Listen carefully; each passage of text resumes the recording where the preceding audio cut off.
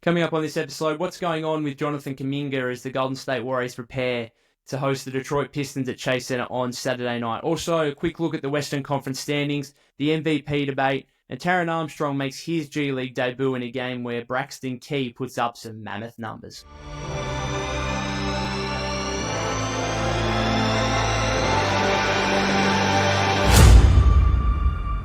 Welcome back to the Golden State with Mates podcast. I'm doing this episode, just over 3 hours out from the Warriors' first game of a 7-game homestand against the Detroit Pistons at Chase Center on Saturday night. I'm also doing this episode in lieu of a post-game live, so I apologize for that. I'm going to be brutally honest with you guys. My favorite AFL team, Collingwood, we play our first game of the season basically directly after the Warriors game. So the Warriors game starts at like 12:30 my time.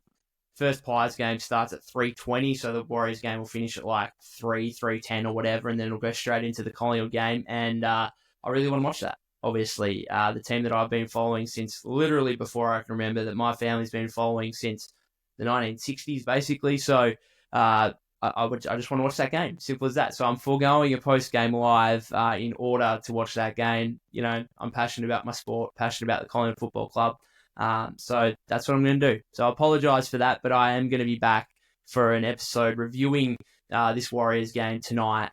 Tomorrow I'll be doing that. And then I'll have a post-game live. Obviously, the next game, I don't even know what is the next game. I'm just taking things one game at a time right now. And I think the Warriors should be doing the exact same thing given the tight Western Conference standings at the moment. Before I get into that, the Warriors for this game still going to be without Jonathan Kuminga, who this is going to be his 30th straight missed game after that injury on January 4 against the Memphis Grizzlies. Still recovering from that ankle sprain, which is, it's remarkable, really.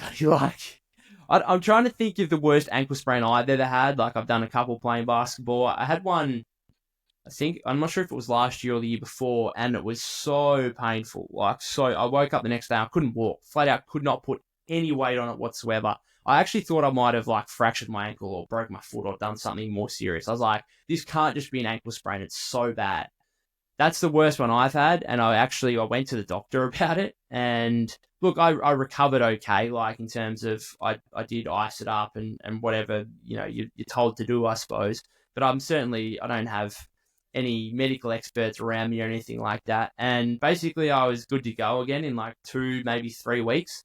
And again, not to compare myself to elite athletes, which I like to do now and again, but this is pushing on over 2 months now, and it's just super frustrating that we had, either side of, the trade deadline initially, hoping to be back before All-Star break, and then that didn't happen, and then, he's going to be back after All-Star break. That hasn't happened. He's going to be back on, the 5-game road trip. That hasn't happened. There was thought of, the game against the Hornets on Monday. That didn't happen. There was thought of the game today. That was kind of, once the Hornets game passed, I was like, oh yeah, he'll be back for the first game of the homestand against the Pistons. Well, that ain't happening.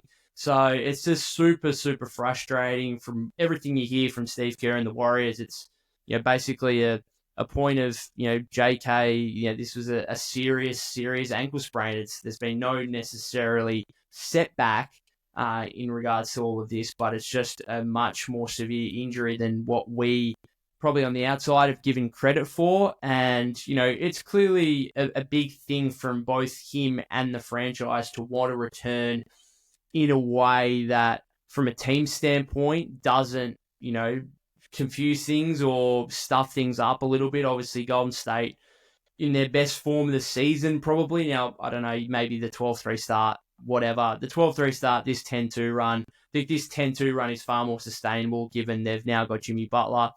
But I think there's certainly a facet of, the Warriors don't want Kuminga to come back underdone and therefore perhaps disrupt some of the great stuff that's going on at the moment. I'm sure from Kuminga's standpoint, he doesn't want to come back and disrupt things because then all of a sudden his value individually plummets. And, he's probably worse than what it is now, even though he's missed these 30 games. And then, of course, he's got the restricted free agency coming up. So it's really interesting. I'm not sure what's going on with his camp at the moment in terms of like what they would be advising him to do, but I think it probably is best all around for both parties if they wait till he's like 110% and he's really ready to go, ready to contribute and impact right away, rather than coming back, rushing things, and not only having the potential of getting injured again, but the potential of disrupting what's going on with the Warriors. Because the last thing we want is for JK to come back. Maybe the Warriors lose a couple of games, he doesn't play particularly well, and then the narrative kind of shifts here. And not only that, but like they're still battling just to make the top 6 and avoid the play-in tournament. It's so close right now in the West. Elsewhere in this game, Brandon Podziemski is questionable. Of course, he left Thursday's game against the Brooklyn Nets with back tightness just 44 seconds in. Hopefully Pods can return, because if he doesn't, like that's 30 to 32, 34 minutes that Steve has to try and find elsewhere. We know Buddy Hield might see some of those minutes, and that was a big frustration for fans on Thursday with what was a paltry performance from him, 0 of 8 from the floor, 0 of 5 from 3. You might see some more Gary Payton II, who I wrote about yesterday. I think he's in probably the best form he's been in since that 2021-22 championship season. I'm not sure if he's absolutely back to his defensive best from that season, but I actually really like the way he's been able to impact offensively the last few games. His 16 points against the Nets on Thursday were the highest scoring output from him since December 23, 2021. We're talking over 3 years ago now, since Gary Payton II had a scoring output like we saw on Thursday. So I really like what he's doing at the moment. He's one, obviously, if Podziemski's out, that could see more minutes. Moody might see a bump in his minutes. Guy Santos might see a bump in his minutes. We'll wait and see. There's plenty of, like, the good thing about the Warriors right now is, like, there's plenty of flexibility, plenty of different lineups. We saw that lineup early fourth quarter, which kind of amazed fans when Steve went, like, huge, like, with a big lineup where it was, like, Draymond, I think, was the smallest guy at 6'6", and there's like a 6'7" Butler, 6'7" Moody, 6'7" Guy Santos, 7-foot Quentin Post. So we'll wait and see what happens. But the Warriors are 5.5-point favorites here heading into this game. It's going to be a tough one. The Pistons basically have everyone aside from Jaden Ivey, who obviously had that season-ending leg injury earlier in the season. They are on a roll. Both teams enter with the exact same record, 35-28. On the season. So this is going to be a tough one for the Warriors, but the way they've been playing, it's one I'd still fully expect for them to win, and I'd be very, very disappointed if they don't, because if they don't, then they'll slide back into the playing tournament positions. The results yesterday didn't necessarily go Golden State's way, with the Timberwolves winning, the Clippers winning, the Kings winning. So again, that bunch of teams there that is now starting to almost become more than like 3 or 4. Because the Warriors now, yes, Memphis won yesterday over the Mavericks, but the Memphis Grizzlies are still only 4 games ahead of the Warriors. Can they get to 4th? I'm not sure. I think the Rockets at 5th are a lot more realistic, and I think that would be a good result if you could maybe play Memphis in the first round. We'll wait and see. The Warriors also held the tiebreak over the Rockets, so that could be important at the end. So the 5th seed is really in play, yet they could also fall down pretty, they lose a couple of games in a row here. They could also fall down to 9th, because you've got the Timberwolves 36-29, so they actually have one more extra win, but also one more extra loss than the Warriors. The Clippers are 34-29, and the Kings are 33-29. Now, the Mavericks are falling off a cliff. The Suns really aren't taking advantage of that either. So the lowest the Warriors can go is 9 right now, but that certainly would be a disaster from this point, given the way they're playing, given the relatively comfortable schedule that they're going to face here moving forward. So I think the 5 seed is really well and truly on. And if not that, they do need to make sure they obviously finish in the top 6. Now, moving on again moving back again, to yesterday's games. I was watching the Nuggets and Suns there at the last game kind of yesterday, although the Clippers and Knicks played, didn't they? But the game on ESPN, Suns and Nuggets, just laughing at what Nikola Jokic was doing. It was quite remarkable. He was, a historic performance from the 3-time MVP who had 21 rebounds, 22 assists. First 2020 game in NBA history. He had a triple-double. I saw someone tweet out, he got his first triple-double with 10-18, I think, left in the third quarter. And then from that point on, he got another triple-double. So it's just, the numbers are mind-boggling. And it's not like the impact on the game we know is there. And it just got me thinking, like watching that game, I just don't know how Shai Gilgeous-Alexander can be such a firm favourite for MVP. I don't get it. Like, I know for Australian odds-wise, decimal odds, it's like Shai's like $1.28 and Jokic is $3.20 or something like that, which is, I don't get that. You know, I'd be happy for him to be 50-50, like, you know, $1.90, $2 each way, but like, I don't see why. I think Jokic is great value right now. I'd probably bet on Jokic if I was a betting man, and I am. I don't really love futures bets. I don't love having to wait for a couple of months to find out the result here. But to me, Jokic would be my favorite. And I think, obviously, things have shifted a little bit over the past 24 hours following that performance, because that is something we've never seen before in NBA history. And you look at the other result yesterday with OKC beating Portland without Shai, without any of their main guys. Basically, they beat them by 18, and Portland have actually been pretty good recently. So I think it just goes to show you that, hey, if the Thunder lost Shai for a period, I think they'd still be a playoff team. I honestly do. I think they'd be between like 5 and 8 in the Western Conference picture. I think if the Nuggets lost Jokic, I think they'd be out of the play-in tournament. Like, I think they'd be like 11th at best. That's how valuable I think Jokic is to the Nuggets. And therefore, if we're talking about most valuable player, I think that argument's got to come into it a lot, is like, okay, if you took this player off their team, where would their team lie? And yes, the Thunder would win significantly less games without Shai. Like, no one's doubting that. But I still think they'd be somewhere between 5 and 8 in the Western Conference. If the Nuggets lost Jokic, they would be terrible. They would be a lottery team. I think they'd struggle to make the play-in tournament, right, given the competitive nature of the West. So that to me, I think, is a big argument, and I am thoroughly looking forward to these two matchups coming up tomorrow and then Monday between the Thunder and the Nuggets. It is going to be must-watch, I think, because, look, I don't think anyone thinks that, you know, the MVP should come down to 2 games out of 82. Like, it's a long season. You've got to take everything into account. But I think after that performance yesterday from Jokic, like, it's so evenly balanced, I think, now in most people's opinion. Like, the odds don't necessarily suggest that. The odds would suggest SGA is still a firm favourite. But it's, you know, for a lot of people, you know, a lot of people have shifted their focus to Jokic in terms of winning a 4th MVP. And I think it could come down when the voters actually think about this come season's end. These two matchups, who gets the better of them, I think is going to be vitally important in what voters eventually go with at the end of the season. So thoroughly looking forward to those 2 games and seeing. I personally, I think Jokic is the best player in the world, and I don't think it's particularly close, right? I think my general thoughts on this are there's a pretty clear top 4 probably, with Jokic, Giannis. I think Luka might be 3rd. Then I'd say if I went into a playoff series tomorrow, I'd take Luka over SGA. I just would. And so Luka to me is 3rd, and then SGA is 4th.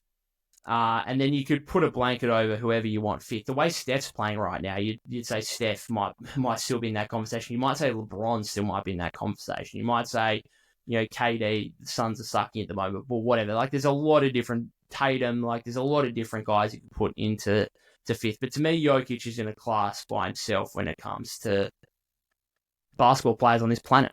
Like, I think he just is, and he's just putting up some ridiculous numbers still. So he'd be my favourite for a 4th MVP, even though the odds suggest differently.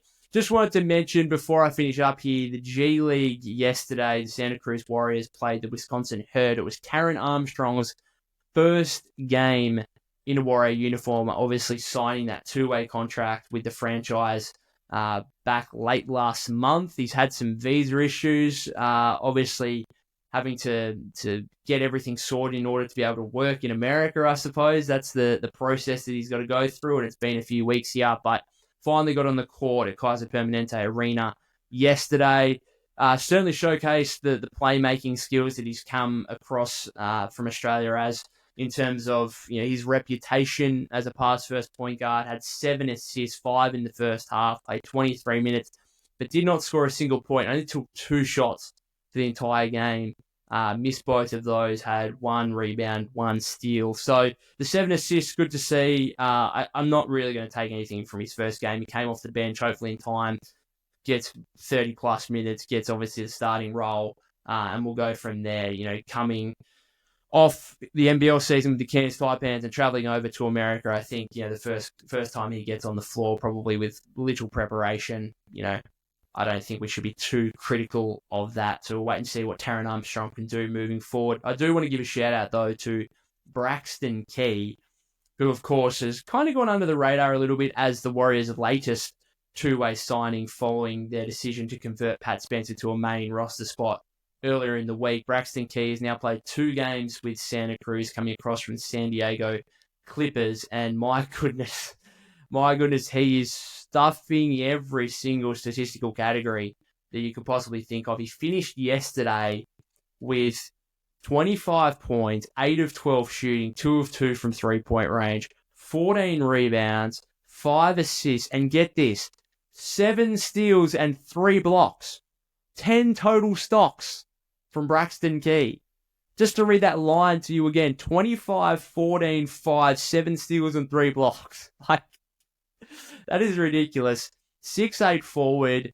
He's basically renowned as the best defender in the G League. I don't know, he's 28 years old. It's not like he's super young. Could he be utilized by the Warriors at some point here? I don't think so necessarily. The three-point shooting is what has been questioned about him. Throughout his career, he shot less than 21%. This season with the Clippers before coming to the Warriors, he shot 20% from 3 last season as well. So given the lack of shooting in the Warrior front court already, I'm not expecting him to come and play a rotation role. But what he can do defensively is very, very, very intriguing. And to see a guy have 7 steals and 3 blocks in a game is just wild. He had a very impressive performance in his debut off the bench against the Herd also. Earlier in the week, a couple of days ago, he had 12, I think 30 points, 13 rebounds, and 3 steals in that game. Obviously, that was enough to warrant a starting role, and we'll be seeing him play 35-plus minutes, basically, with Santa Cruz moving forward here. So looking forward to seeing and following what Braxton Key can do in the G League and whether or not he may earn an opportunity with the Warriors. But at the very least, a very good pickup for the Santa Cruz Warriors. There's no doubt about that. They've now lost 5 straight games, including these back-to-back games against the Herd. Not that the results really matter, but my goodness, they choked. They absolutely choked that game yesterday against the Herd. They were up 110-108. Blake Hinson hit a 3 with just under a minute left, put them up 110-108. Then the game was tied on a Henry Ellenson tip-in with 5 seconds to go, so it's tied at 110. You'd think 5 seconds to go, the worst thing that could happen is the Warriors just go to overtime, right? You'd think that's just, at a minimum, they should get to overtime. If they don't, obviously get a game winner in the final seconds. Instead, Javen Johnson turns the ball over, then commits a foul, and the Herd player goes to the line and makes 2 free throws, and the Herd win 112-110. So that is an absolute disaster in terms of result, but I think as Golden State fans, we're not overly concerned. Well, I'm not overly concerned anyway with the G League results from a team standpoint. I'm more interested to see what guys are doing individually, and of course, whether that's impacting winning. Obviously, that's still plays a factor in it. So great to see Braxton Key do some great stuff. Great to see Taran Armstrong make his debut. Quick shout out to Blake Hinson as well, as I just mentioned there. Hit that 3. That was one of his 6 threes for the game. Finished with 34 points. I'm actually a bit surprised he wasn't the one. He was my bet, I suppose. Once the two-way spot opened up again with Spencer going, he would have been my pick to get that 2-way contract. They obviously went with Key instead. I'd keep an eye on Blake Hinson to see if he gets he'd probably be part of the summer league squad and maybe get an Exhibit 10 contract training camp deal with the Warriors next season. Maybe push to be on a 2-way deal again. We'll just wait and see what happens here, but. Exciting stuff, I suppose, going on in the G League with a couple of the Warriors' lesser-known prospects. Going to finish it up there, guys. Again, Warriors play the Pistons here in just under 3 hours' time now. Looking forward to that one. And if you're an AFL fan, we've got Collingwood GWS coming up. But any Americans, if you're up late at night after the Warriors game and the AFL is on one of the channels over there, which I know there's some games broadcast over there, if it's on, check it out. I think, I love basketball, but to me, Australian rules football is the best sport in the world, and I'll always say that. And I love the Collingwood Football Club. Got a tattoo of their logo on my left bicep, tattoo of Warriors on my right bicep. So they're my two loves, and I'm looking forward to sitting down over for basically 6 hours straight here and watching them back to back. If you haven't subscribed to the YouTube channel already, that would be greatly appreciated. You can follow me at POK252. That's POK252 on X/Twitter. I'll be back again tomorrow for a recap. Let's hope the Warriors can get another victory here over the Pistons and move to 36-28 on the season.